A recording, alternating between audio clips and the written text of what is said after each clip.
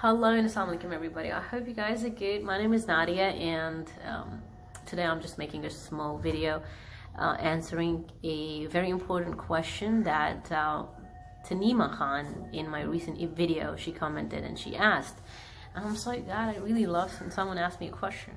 So she says, I recently discovered your channel. I'm trying to understand your point of no curriculum, etc. But it'd be really helpful if you share real practical points. My 3.5 years old really giving me tough time in engaging her. I try avoiding screen, but sometimes it's too much. Please tell about how's your daughter's day look like. Really appreciate, and thanks from India. I'm so happy you wrote me from India. So, okay. To answer this question, first of all, we need to understand what is a curriculum and why I'm against it.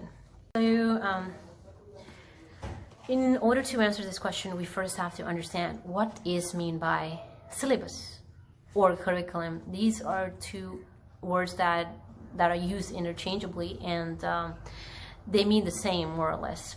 So the definition of syllabus is a requisite document of teaching of that.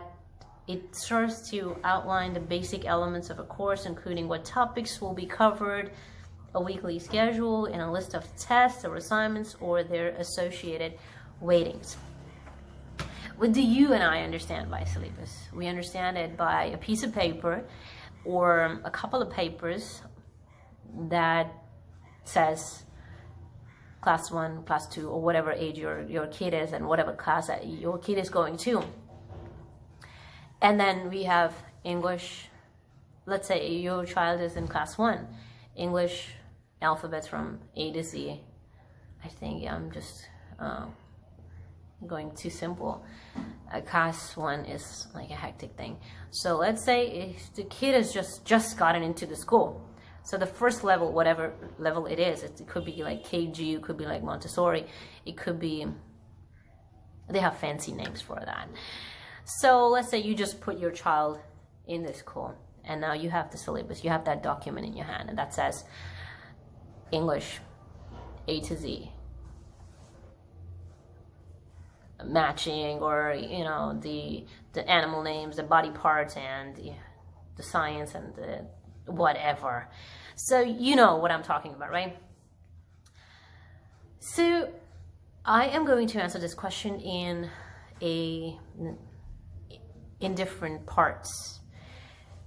So this video is going to address one part, and the other one it's going to be a smaller video. It's going to address the other aspect of it, and the other aspect, like in 5 to 6 videos, I will try to give you the answer that what is syllabus, why I'm against it, what I am doing alternatively, and what exactly is working and what's not working for me.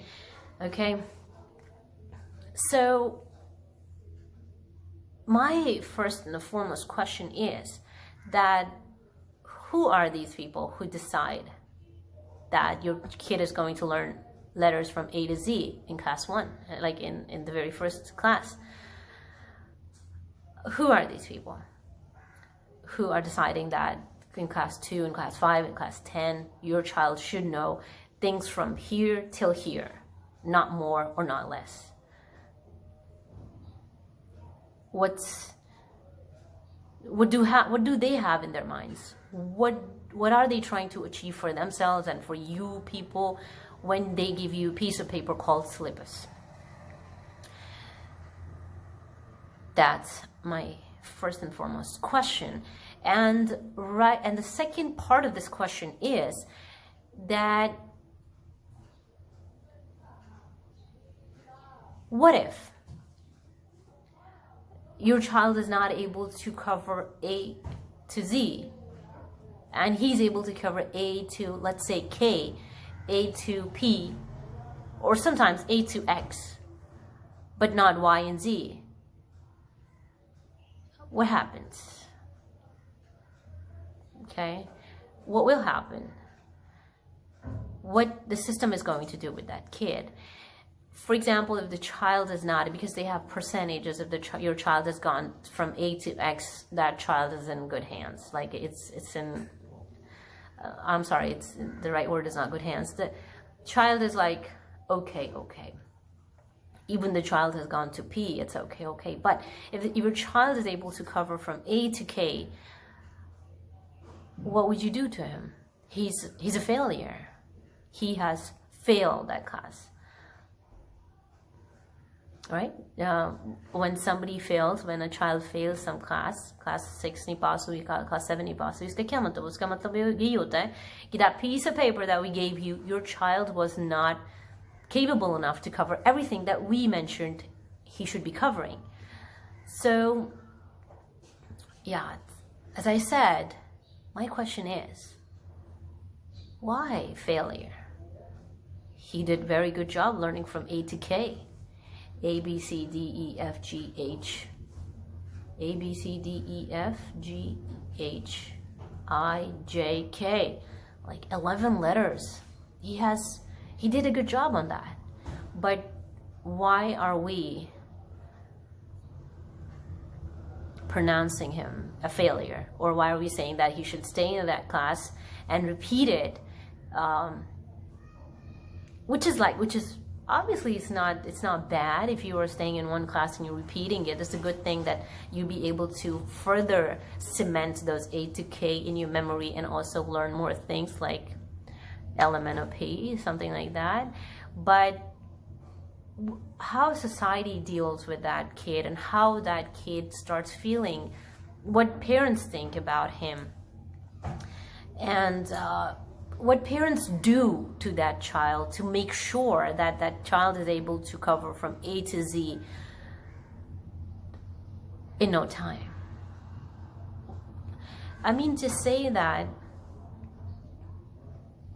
there are some things wrong with the system, and there are some things which are very, very wrong with how we are using that system. You know what I mean?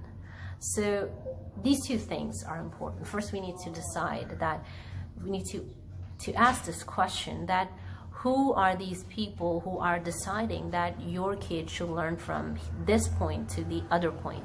And then if your kid is not able to do that, because you know that, everybody knows that no kid is the same kid. Every kid is different. You have 2 children, they both are polar apart. You have like 10 children, they both have different kind of capabilities. So no 2 kids are equal. So how come we're having one piece of paper that is telling us that all the kids, like 40, 50 kids, or maybe like thousands of kids in that particular class, should be following the same thing, should be knowing the same things? That is my first problem with the curriculum, with the syllabus. I hope